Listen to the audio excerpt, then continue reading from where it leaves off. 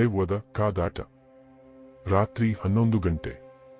ಗ್ರಾಮದ ಹೊರಗಿನ ಕಾಡಿನಲ್ಲಿ ಒಂದು ಹಳ್ಳದ ಮರದ ಕೆಳಗೆ ದೇವರಾಜು ಕುಳಿತಿದ್ದ. ಅವನು ಗ್ರಾಮದ ಶರ್ವರಿಯ ಚಿಕ್ಕಮ್ಮನ ಮಗ.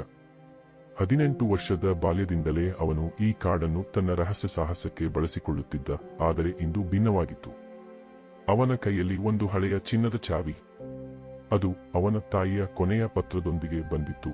ಇದು ದೆವ್ವದ ಬಾಗಿಲನ್ನು ತೆರೆಯುತ್ತದೆ. ಕಾದಿರು, ನಿನಗಾಗಿ.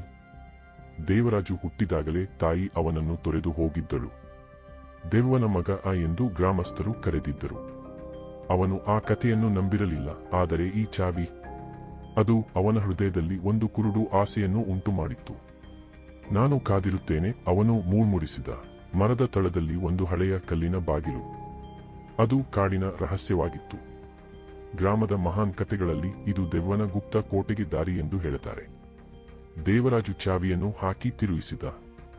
ಕ್ಲಿಕ್. ಬಾಗಿಲು ತೆರೆಯಿತು. ಒಂದು ಕತ್ತಲಿನ ಕೋಣೆ. ಗಾಳಿಯಲ್ಲಿ ಸುಳಿಯುವ ಧೂಮ್ರದ ರೂಪದಲ್ಲಿ ಒಂದು ನೆರಳು ಕಂಡು ಬಂದಿತು.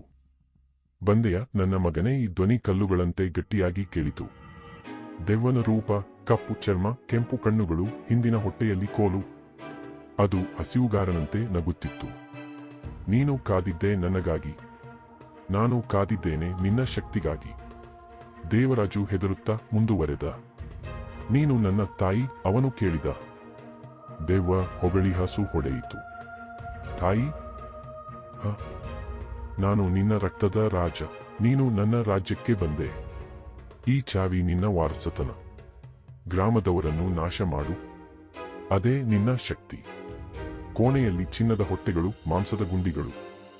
ದೆವ್ವನ ಕಥೆಗಳು ಗೋಡೆಗಳಲ್ಲಿ ಬರೆಯಲ್ಪಟ್ಟಿವೆ. ಹೀರೋಗಳನ್ನು ಭ್ರಮಿಸಿ, ರಾಜರನ್ನು ಕೊಂದು, ಪ್ರೀತಿಯನ್ನು ಕಳೆಚೆದು. ನೀನು ನನ್ನಂತೆ, ದೆವ್ವ ಹೇಳಿತು. ಕಾದಿರು, ನಿನ್ನ ಶತ್ರುಗಳನ್ನು ಕಾಣು. ಆದರೆ ದೇವರಾಜಿನ ಮನಸ್ಸು ತಿರುಗಿತು. ಗ್ರಾಮದಲ್ಲಿ ಅವನು ಒಂಟನಾಗಿದ್ದ. ಆದರೆ ಅಲ್ಲಿಯೇ ಅವನು ಸ್ನೇಹಿತರನ್ನು ಕುಕೊಂಡಿದ್ದ. ಚಿಕ್ಕಮ್ಮನ ಮಗಳು ಲಕ್ಷ್ಮಿ, ಅವಳ ಹಾಡುಗಳು. ಅವುಗಳನ್ನು ನಾಶ ಮಾಡಲು ಹೇಗೆ? ನಾನು ನಿನ್ನ ಮಗನಲ್ಲ, ಅವನು ಕೂಗಿದ. ನಾನು ಮಾನವನು. ದೆವ್ವನ ಕಣ್ಣುಗಳು ಉರಿಯಿತು. ಕಾದಿರುವೆ ನಿನಗಾಗಿ. ನೀನು ಇಲ್ಲಿ ಸಿಕ್ಕಿ ಹಾಕಿಕೊಂಡೆ. ಅದು ಹೊಟ್ಟೆಯನ್ನು ತೆಗೆದು ಕಪ್ಪು ಧೂಮ್ರವನ್ನು ಬಿಟ್ಟಿತು. ಕೋಣೆ ತಿರುಗಿತು. ದೇವರಾಜು ಓಡಾಡಿದ. ಚಾವಿಯನ್ನು ಮರಳಿ ಹಾಕಿ ಬಾಗಿಲನ್ನು ಸೀಲ್ ಮಾಡಿದ. ಆದರೆ ದೆವ್ವನ ಧ್ವನಿ ಅವನು ಒಳಗಿನಿಂದ ಕೇಳಿಸಿತು. ನಾನು ನಿನ್ನೊಳಗೆ ಕಾದಿರುತ್ತೇನೆ. ಪ್ರಭಾತದೊಳಗೆ ದೇವರಾಜು ಗ್ರಾಮಕ್ಕೆ ಮರಳಿದ. ಅವನು ಚಾವಿಯನ್ನು ನದಿಯಲ್ಲಿ ಬೀಸಿದ. ಆದರೆ ರಾತ್ರಿಯಲ್ಲಿ ಕನಸುಗಳು ಬಂದವು. ದೆವ್ವನ ನಗು. ಗ್ರಾಮಸ್ಥರು ಅವನನ್ನು ನೋಡಿ ಹೊಸ ಕಥೆ ಹೇಳಿದರು. ಅವನು ದೆವ್ವನೊಂದಿಗೆ ಹೋರಾಡಿದ ಮಗ. ಆದರೆ ದೇವರಾಜು ತಿಳಿದಿದ್ದ, ಹೋರಾಟ ಮುಗಿದಿಲ್ಲ. ಅವನು ಕಾದಿರುತ್ತಿದ್ದ ತನ್ನೊಳಗಿನ ದೆವ್ವನಿಗಾಗಿ. ಹೊರಗೆ ಲಕ್ಷ್ಮಿ ಹಾಡುತ್ತಿದ್ದಳು. ಕಾದಿರು, ನಿನಗಾಗಿ. ಅವನು ಸ್ಮೈಲ್ ಮಾಡಿದ. ದೆವ್ವನ ಶಕ್ತಿ ಅಲ್ಲ, ಪ್ರೀತಿಯೇ ಅವನ ರಕ್ಷಣೆ.